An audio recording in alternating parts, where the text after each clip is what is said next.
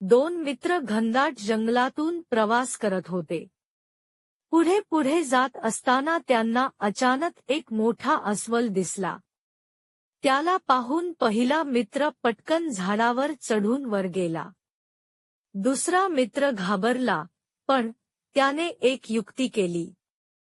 तो पटकन जमिनीवर झोपला आणि मृत असल्यासारखा पडून राहिला. अस्वल जवळ आले, त्याने त्या माणसाला हुंबून पाहिले. तो डोळे मिटून आणि श्वास रोखून गप्प पडून राहिला. त्यामुळे अस्वलाला वाटले की हा खरोखर मेला आहे. आणि तो अस्वल तेथून निघून गेला.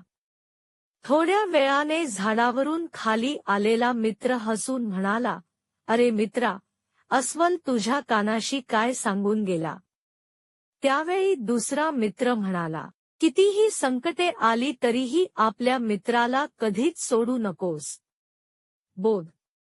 खरी मैत्री संकटाच्या वेळी ओळखली जाते.